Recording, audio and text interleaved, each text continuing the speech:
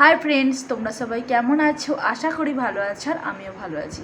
তো চলে এসেছি দেখো আজকে আর একটা রেসিপি নিয়ে। আর আজকে বানাবো হচ্ছে লাঞ্চে তো খেসার ডাল। তো খেসার ডাল আমরা তো খেসার ডালই বলি, তো আর কে কী বলে জানি না। তো এই ডালটা কিন্তু ডাল সেদ্ধ হয়, মূলো বেগুন বেগুন না, হচ্ছে তারপর পেঁপে আলু দিয়ে ডাল সেদ্ধ করা হয়। তো আর এই ডালটা আজকে করবো হচ্ছে ডালের বড়া, মানে ডালটাকে ভিজিয়েছি, তো ভিজিয়ে ওটাকে এবার বেটে বড়া করব আর সেটারই ঝাল বানাবো। আর সেটাই তোমাদের তেল ঝাল বানাবো, তো সেটাই তোমাদের সঙ্গে আজকে শেয়ার করতে চলেছি। তো আশা করি ব্লগটি তোমাদের ভালো লাগবে। আর সত্যি বলছি খেতেও কিন্তু খুব টেস্ট। তো মাছ মাংস ছেড়ে ডিম ছেড়ে তোমরা একদিন কিন্তু এই সব মানে রেসিপিগুলো ট্রাই করতেই পারো। আমার মনে হয় আশা করি তোমাদের খুবই ভালো লাগবে। তো বেশি বকবক না করে চলো বন্ধুরা, তাহলে রেসিপিটা শুরু করছি। তো তোমরা দেখতে থাকো, পাশে থেকো, আশা করি তোমাদের ভালো থাকবে। এই যে দেখো বন্ধুরা, ডালটা এই যে দেখো ভেজানো হয়েছিল। তো মানে ঘন্টাখানেক আগে ভিজিয়েছিল ডালটা, ভিজিয়ে এবার বেটে নিয়েছি, নিয়ে দেখো ফেটিয়ে নিচ্ছি। তো যেমন বেসন বড়া, মানে বেসন যে বড়া করলে যেমন ফেটিয়ে নিতে হয়, তো সেরকমভাবেই ফেটাচ্ছি। তো তোমরা এরকম মানে এই ডালই বলো, তারপর মুসুর ডাল, বিউলির ডাল, এইসব ডালেরও কিন্তু বড়া করে।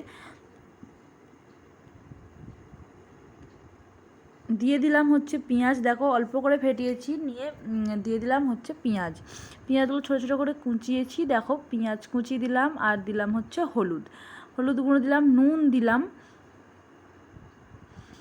তো আর কিছুই দেবো না, লঙ্কা দিলে হতো কিন্তু যেহেতু আমার ছেলেকে খাওয়াবো তো সেই জন্য লঙ্কা দিইনি। তো মানে ওরটা তুলে নিয়ে তারপর লঙ্কা দেবো।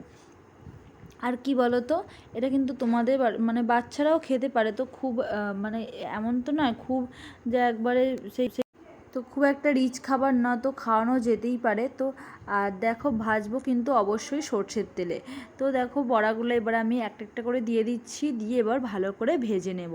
আর সত্যি বলতে কি জানো তো, রোজ রোজ মানে আমিষ মাছ ডিম বা মাংস বলো, রোজ রোজ কিন্তু কোনো কিছুই ভালো লাগে না। তো মাঝে মাঝে মুখের স্বাদটা কিন্তু পাল্টাতে হয়। তো সেই কারণেই এসব কিছু করা, একটু মাথা খাটিয়ে বের করতে হয়। আর কি বলতো, আমার ছেলে তো ওর বয়স এই 2.5 বছর। তো ও কিন্তু মানে জানি না, ওর খুবই খেতে ভালো লেগেছিলো, ও মানে খেয়েও ছিল, ঠিক আছে, দুটো ওকে দিয়েছিলাম তো দুটোই খেয়ে নিয়েছিল।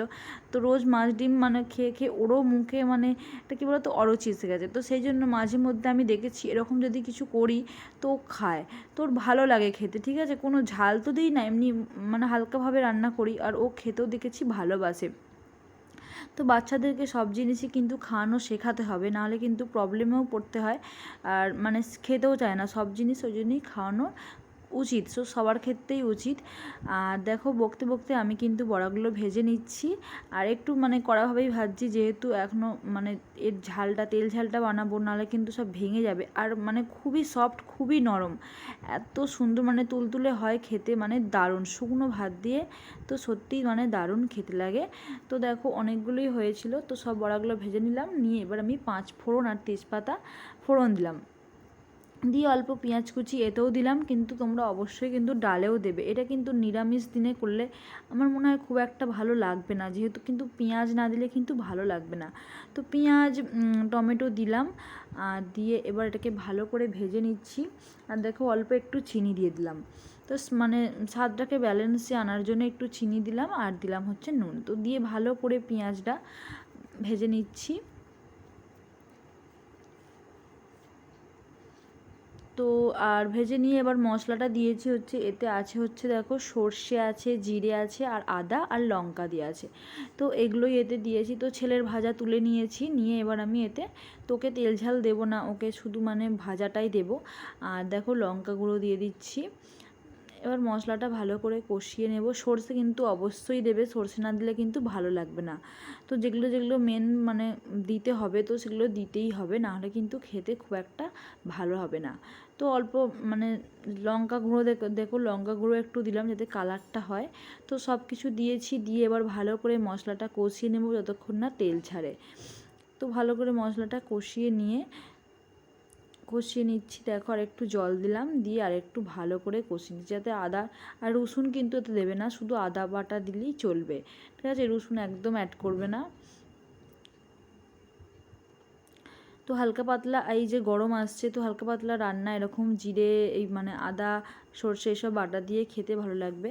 তো করেও দেখো, খেয়ে এর আলু দিয়েও কিন্তু এটা ঝাল করে, তো আলু দিয়ে ঝাল করার থেকে কিন্তু এটা তেল ঝালটাই কিন্তু বেস্ট, শুধু মানে বড়ার ঝাল এটাই কিন্তু খেতে বেশি ভালো লাগবে। তো দেখো বেশি করে এবার আমার মশলাটা ভাজা হয়ে গেছে, তো বেশি করে এবার জল দিয়ে দিলাম। তো যেহেতু এই মানে বড়াটা শুকনো মানে ডালের, আর এটাতে কোনো এখনও মানে তেলে তো ভাজা, এটা প্রচুর জল টানবে। তো ভালো করে দেখো এটা গ্রেভিটা ফুটিয়ে নিয়ে এবার বড়াগুলো আমি ছেড়ে দিচ্ছি।